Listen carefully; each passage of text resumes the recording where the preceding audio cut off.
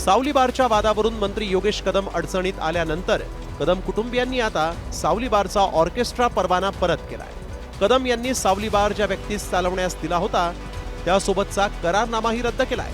ठाकरे गटानं मात्र परवाना नको, थेट राजीनामाच देण्याची मागणी केली. त्यामुळे कदमांच्या अडचणी कमी होताना दिसत नाहीयेत. आता बदलून चालणार नाही, त्यांनाच बदलले पाहिजे, त्यांना तिथून काढलंच पाहिजे. तसंच योगेश कदम यांचा राजीनामा मुख्यमंत्र्यांनी घेतलाच पाहिजे.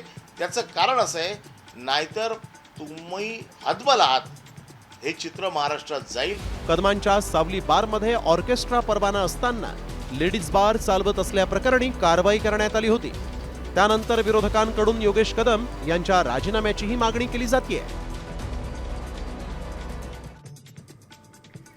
तर दुसरीकडे सततच्या वादामुळे अडचणीत आलेल्या माणिकराव कोकाटेंचं अखेर खातेबदल करण्यात आलेले आहे. त्यांचं कृषी खातं काढून त्यांच्याकडे आता क्रीडा खातं सोपवण्यात आलंय.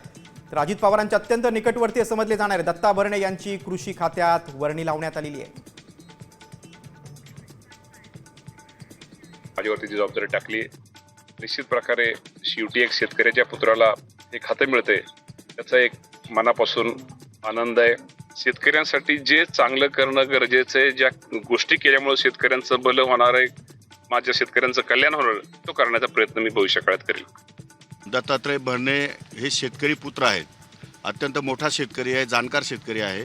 त्यांच्याकडे हे खातं सोपवल्यामुळे त्या खात्याला निश्चितपणे न्याय मिळेल आणि त्या खात्यामध्ये त्यांना गरज पडली, त्यांनी माझ्याकडनं काही मदत मागितली तर मी त्यांना 100% मदत करणार आहे. एवढंच नव्हे तर ते जे खातं माझ्याकडे देण्यात आलेलं आहे त्या खात्यामध्ये मला जर दत्ता मामा भरण्याची गरज पडली तर त्यांचासुद्धा सल्ला या ठिकाणी मी घेईन आणि अतिशय उत्कृष्ट. आता isakal.com आहे देशातील नंबर 1 ची मराठी न्यूज वेबसाईट. प्रत्येक अपडेटसाठी isakal.com ला नक्की भेट द्या.